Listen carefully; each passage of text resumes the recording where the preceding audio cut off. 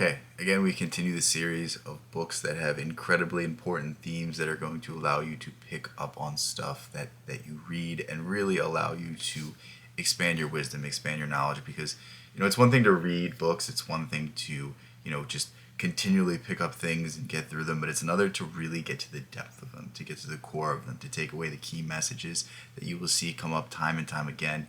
And this is a continuation of the series of becoming well read. Again, I'm not super well read.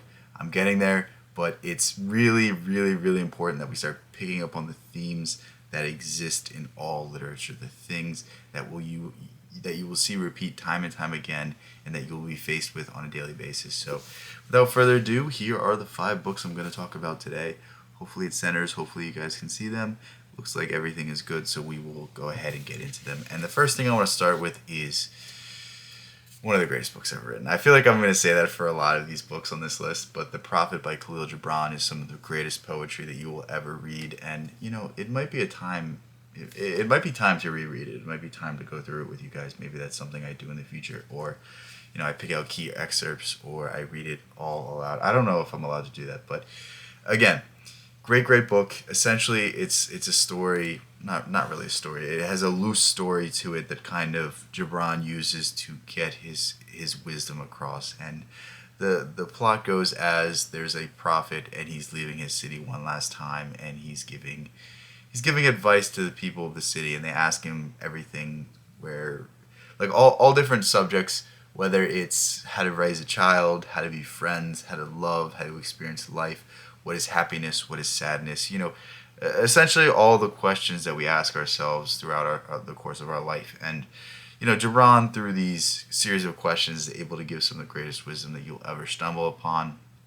And the one that I particularly stick to is the idea of balance, the idea of every sorrow deepens your joy, that everything that you experience goes to build you up to experience the other side, the inverse. So, without experiencing pain in your life, without experiencing setbacks, things don't matter. You can't appreciate things. You can't experience heartbreak you can't experience love before you experience heartbreak. You can't experience satisfaction before you experience disappointment, because it's the inverse. It's the ebb and the flow. It's the give and the take that gives any sort of purpose to life. And Gibran is able to, at one moment, give you the joy of life, and in the next rip it out and make you feel extremely sorrowful. And I think this is perhaps some of his finest writing. It's not my favorite work by him, but it's certainly some of the best writing he's ever done, and I really urge you to pick it up. It's a very short book.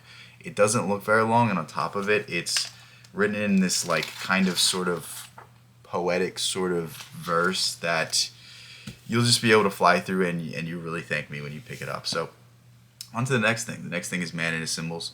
The thing I want you to pick up from this, the theme that I want you to understand is that the mind is something that we could delve into and something that we can understand. And the more you come to grips with yourself, the more you come to grips with others. And essentially, the world is you pushed out. Every way that you see the world is, in fact, altered and shaded by your experience. And most of the experiences that are altering your world aren't the ones that you're conscious of. It's the ones that you're unconscious of. Think about the memories that are buried. Think about the things that have happened to you that you really can't remember right now. If you really thought about them, maybe you could remember them, maybe not. But they are subtle ways affecting you. Think about how many times you've been told no. Think about how many times you've been told you're not good enough. Think about how many defeats that you've experienced, and you haven't been able to move past them because they are just sitting there and they are actively working against you. And essentially, this is what Jung is trying to tackle. He's essentially trying to come to grips with the unconscious, to integrate the unconscious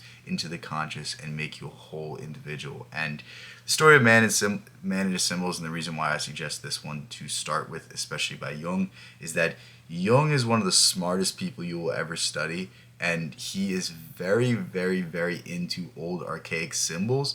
So if you don't really understand what he's trying to say, if you don't understand the major points of his writing, it might be difficult because he's just all over the place with these different, occult symbols and repeating patterns and all these different things that are just gonna kind of not make it easy for you to understand. But Jung is somebody that once you understand it, it clicks and you get what he's saying. And Man and His Symbols is essentially Jung's attempt to write something for the masses, write something for a non-scientific audience. And the first part's written by him, and then the rest of it is written by his top students. So I think you get a good mix of Jung himself as well as his main ideas summarized and made simple by other people who know the ideas as well. So again, very, very good book, and it will teach you about how to understand yourself. Because if you could understand yourself, you could understand others. Because think about it this way, most of our disagreements, maybe the other person's wrong, but we also don't approach things perfectly. And if we could approach things perfectly, how much better could our life be? How much better could our life be if we responded rationally? How much better could our life be if we didn't allow emotions to cloud our judgment and allow ourselves to get angry or upset? And, instead of spending time in hate, instead of spending time, trying to bring other people down, what if we just brought up the people in our lives that meant the most to us? And I think these are really the key lessons that you're going to learn from Jung. And Jung essentially is a mystic disguised as a psychologist, and that's how I choose to read him, and that's probably why I love his writing so much. But yeah, with that said, we'll get into Heraclitus. This is Fragments by Heraclitus. I don't know how to say it. I don't speak Greek. I'm sorry. Somebody please teach me how to say it.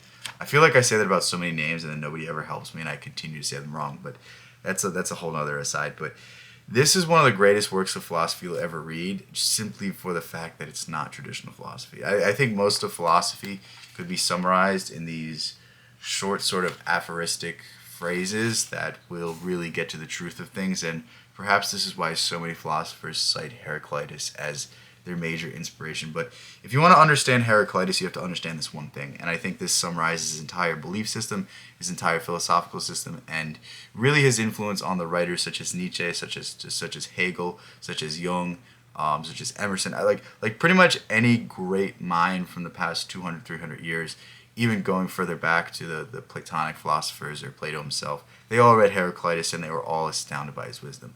But essentially, Heraclitus' greatest phrase comes from the idea is, you never step in the same river twice. Both the man and the river have changed. And what this really means is that everything's in flux, everything's changing, everything's adapting. Things are slowly dying and being reborn. And it's this essence and this fundamental change of life that we all sort of cope with, that we all sort of try to deal with, and just the impermanence of things. And this is such a deep philosophy, because think about it this way.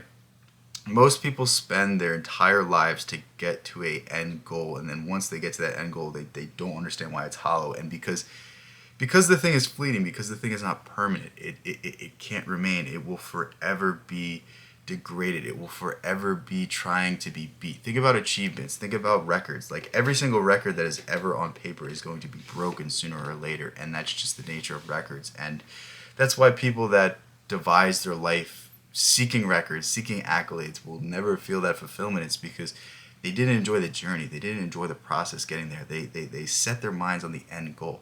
Think of Alexander. Think of Caesar. These were all people that were dedicated to conquering the world. And then when they conquered the world, they still wanted more. And because they wanted more, their envy, their ambition, their greed got to them. It struck the wrong people the wrong way and ultimately ended their lives. And I think there's a certain philosophy and a certain depth to Heraclitus that is really missing in a lot of other philosophy, and it's almost it almost reminds me of the Tao Te Ching or the Gita or something along the lines of that. That there's some permanent essence in the aphorisms of Heraclitus that are wisdom that were meant to be passed down for ages upon ages upon ages, and there's a depth in it. But essentially, all you need to understand about Heraclitus is that I really urge you to pick this up, but again, this work as a whole, I'm pretty sure this is the only thing left to us by him.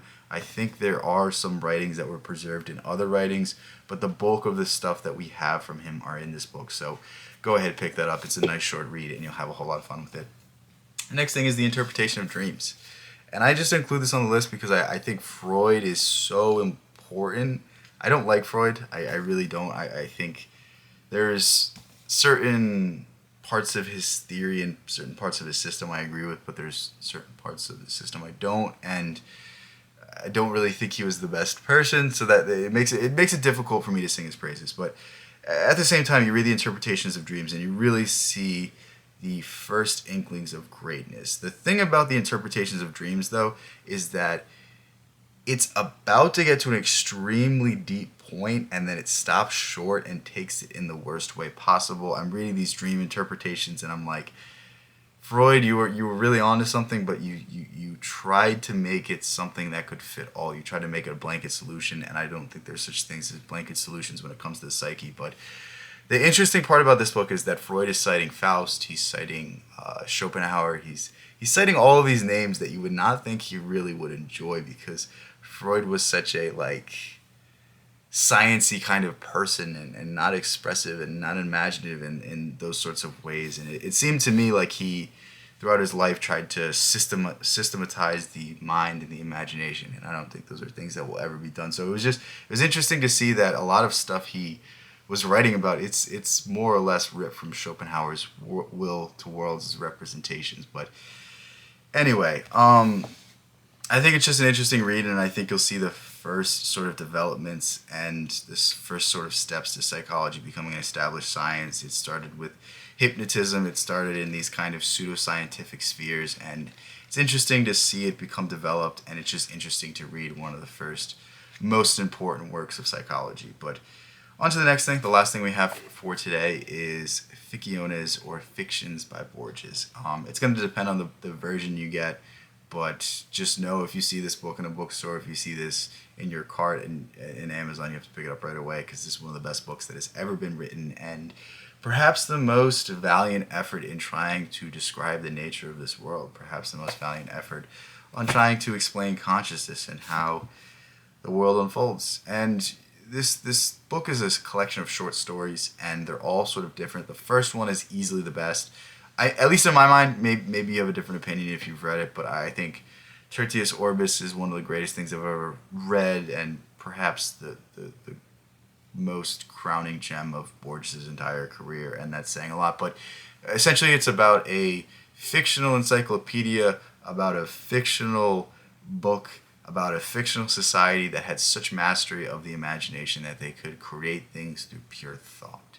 And it's a very interesting idea because the greatest minds always believe that imagination is the universe, that imagination is in some way affecting the density of this world. And I mean, we can semantically argue it, we could make it very simple, or we could go the esoteric. I don't feel like talking about that right now, but essentially what Borges is doing is he's using his imagination to the fullest potential, and he is playing around with the idea of literature as we know it. And the rest of the stories all have a somewhat similar theme of unfolding labyrinths, of unfolding decisions and choices that kind of shape the never-ending story of this world. I think it's very Emersonian in the idea that we're all part of something bigger and we're all just taking our part. I really, really, really urge you to pick up Fictions. I think it's one of the best things ever written. And yeah, with that said, here are 5 books that will teach you a lot about this world. Why do I have 4 of them? Oh, it's the other one's right here.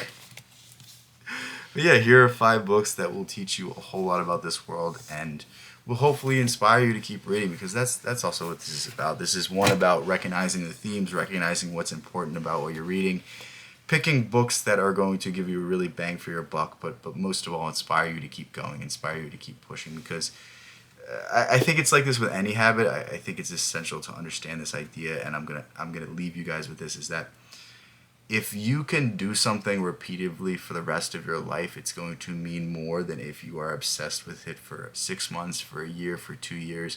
It's the people that keep going. It's the people that keep pushing that make the most headway, that make the most progress. So, just keep this in mind when you continue to read, or if you miss the amount of pages that you want to read on a daily basis, or if you feel like you're not reading that much, just keep your head up, just keep going, just keep pushing, and sooner or later, it will just all come into place. Sooner or later, you will see the fruits of your labor. And that said, I love you guys so much. Thank you guys so much. Thank you guys for all the support recently. It's been crazy.